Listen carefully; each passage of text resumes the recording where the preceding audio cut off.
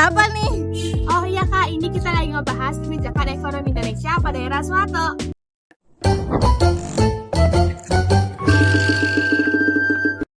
Nah, pada tahun 1965, Indonesia dilanda krisis politik besar yang berujung turunnya Soekarno dari kepresidenan, kemudian digantikan oleh Soeharto yang kemudian menjabat selama 32 tahun sejak 12 Maret 1946 sampai 21 Mei 1998, yang kemudian pada era ini disebut sebagai masa Orde Baru.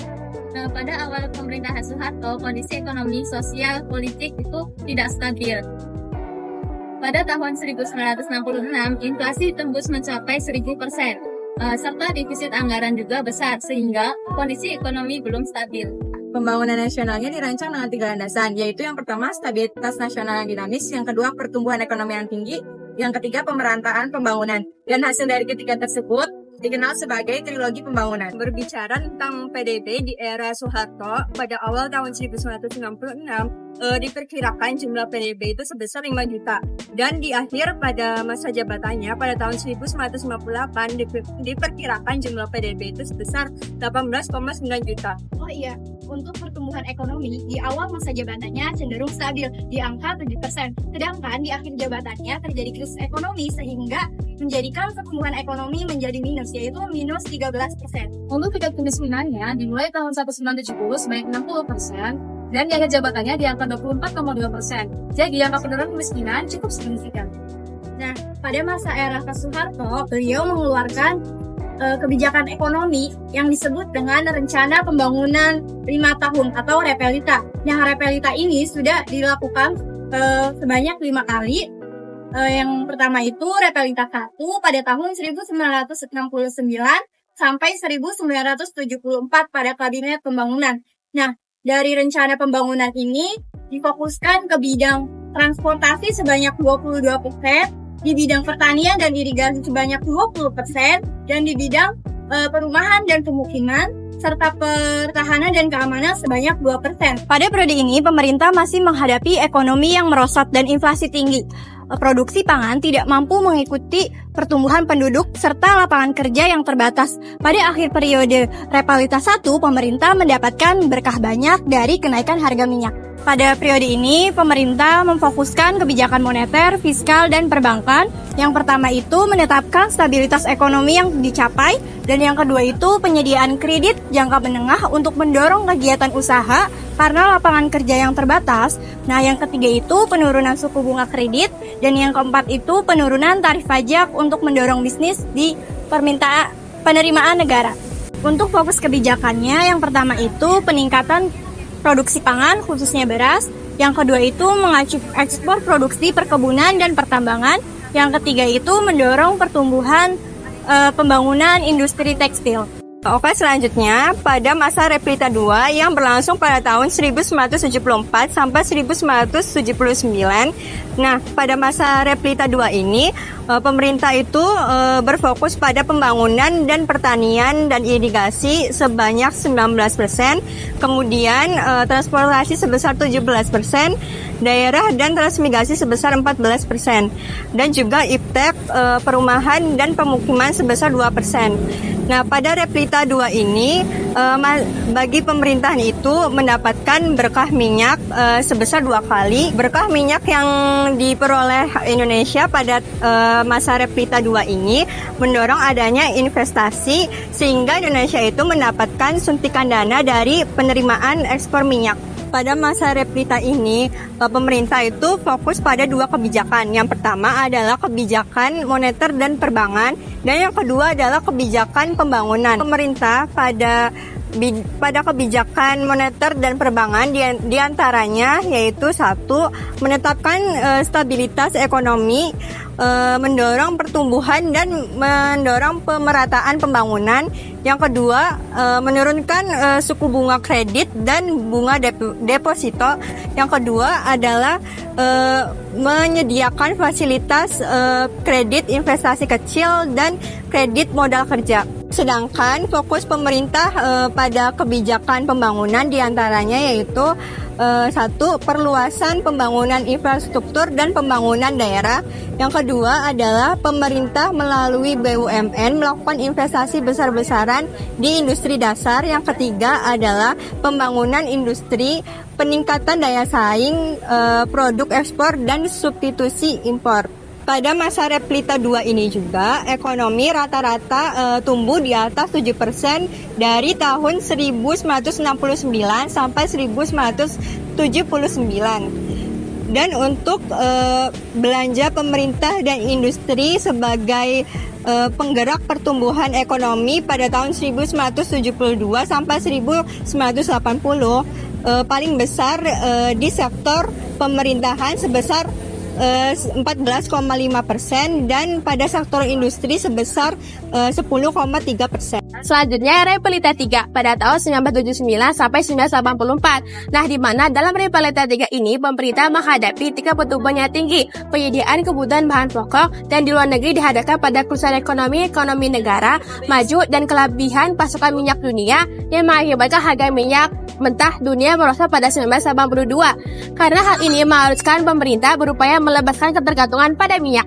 Selanjutnya, fokus kebijakan moneter dan perbankan pada Replita 3 yaitu yang pertama, devaluasi atau penurunan nilai tukar rupiah sebesar 27,8% pada Maret 1983. Yang kedua, devaluasi dari 700.000 ke 970 per dolar AS. Yang ketiga, paket kebijakan 1 Juni 1983 atau yang disebut sebagai Paksud 83. Yang keempat, perbankan bebas menghimpun dana publik dan menetapkan suku bunga kredit dan deposito. Sedangkan fokus kebijakan pembangunannya yaitu yang pertama, peningkatan produksi menuju swasembada pangan melalui 3 program.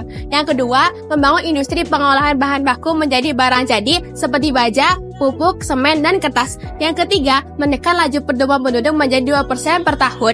Selanjutnya, fokus yang terakhir yaitu fokus pada reformasi perpajakan, yaitu yang pertama, penyederhanaan jumlah dan jenis pajak. Yang kedua, perubahan sistem official assessment menjadi self-assessment. Yang ketiga, penyederhanaan tarif pajak. Nah, dari ketiga kebijakan itu ada dampak fokus kebijakan, yaitu yang pertama, produksi gabah terus meningkat dalam 17 tahun. Yang kedua, program keluarga berencana di mana pemerintah coba menekan tingkat fertilisasi berhasil coba menekan. Replita 4 pada tahun 1984 sampai 1989. Permasalahannya merosotnya harga minyak sejak 1982 yang terus berlanjut hingga 1988 yang berakhirnya era berkah minyak. Karena memang terdapat surplus minyak dunia, adanya surplus minyak dunia ini atau kelebihan produksi minyak sehingga mengakibatkan harga minyak jatuh. Indonesia menghadapi persoalan ekonomi seperti misalnya defisit berganda. Selanjutnya fokus kebijakan moneter dan perbankan. Terdapat paket kebijakan 27 Oktober 1988 atau Faktor 88. Mempermudah perluasan jaringan bank, pendirian bank baru dan mempermudah bank memenuhi syarat untuk menjadi bank devisa. Selanjutnya, fokus kebijakan pembangunan. Yang pertama, meningkatkan dan perluasan pemerataan pembangunan. Yang kedua, mengembangkan industri yang dapat menghasilkan mesin industri sendiri. Dan yang terakhir, industri berbasis potensi dan SDM. Adanya fokus kebijakan ini akibat Replita 4, di mana angka persentase penduduk miskin yang tadinya 60% menurun menjadi 15,1%. Dampak dari Faktor 88, jumlah bank menjadi tumbuh pesat, bahwa Faktor 88 mempermudah bank memenuhi syarat untuk menjadi bank devisa. Selanjutnya, pada tahun 1989 sampai 1995, fokus kebijakan yang dilakukan ada di sektor transportasi yang paling besar yaitu 18% dan yang paling kecil di lingkungan hidup dan tata ruang sebanyak 2%. Replita 5 terjadi pada tahun 1989 sampai 1994 yang merupakan tahap pembangunan jangka panjang 25 tahun pertama. Pada masa ini, pemerintah dihadapkan pada jumlah angkatan kerja yang akan meningkat sebesar 11,9 juta pencari kerja baru atau naik 3% setahun. Alokasi anggaran pembangunan di era Replita 5 lebih menekankan di bidang transportasi dan daerah transmigrasi. Pada era ini, fokus kebijakan di bidang moneter dan perbankan.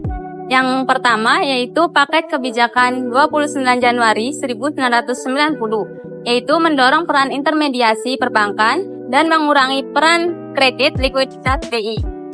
Yang kedua, paket kebijakan 20 Februari tahun 1991 yaitu meningkatkan pengawasan bank dan menetapkan pedoman operasional dengan prinsip kehati-hatian. Yang ketiga, paket kebijakan 29 Mei tahun 1993 yaitu mendorong penyaluran kredit dengan melonggarkan ketentuan batas modal minimum. Fokus yang kedua yaitu fokus deregulasi perdagangan dan investasi. Pertama, mengalihkan pemeriksaan barang impor dari Ditjen Bea dan Cukai ke perusahaan SGS. Yang kedua, menghapus kewajiban angka pengenal ekspor atau APE bagi eksportir. Yang ketiga, fasilitas pembebasan dan pengembalian bea masuk. Adapun dampak kebijakan moneter dan perbankan yaitu penanaman modal asing tumbuh sebesar 937,9% dan ekspor non-migas melonjak tumbuh sebesar 637,7%. Pada Repelita 5 terjadi krisis ekonomi, tetapi masih dalam tahap menjelang krisis. Pada 14 Mei 1997, di mana ada krisis Asia yang bermula, mata uang Thailand yaitu baht tertekan cadangan devisa Thailand terkuras sekitar 10 miliar US dollar hanya dalam sehari. Kemudian, pada tanggal 30 Mei 1997, Bank Dunia menyebut indikator makroekonomi Indonesia itu masih dalam keadaan yang baik. Pada tanggal 2 Juli 1997, Thailand mengubah kebijakan kurs menjadi mengambang bebas, di mana mata uang baht ini mengalami depresiasi hingga 30%. Selanjutnya, pada tanggal 14 Agustus 1997, mata uang rupiah ikut tertekan, di mana Indonesia pun mengubah kebijakan kurs, dan kebijakan kurs menjadi mengambang atau floating system untuk menyelamatkan kurs rupiah atau nilai tukar rupiah.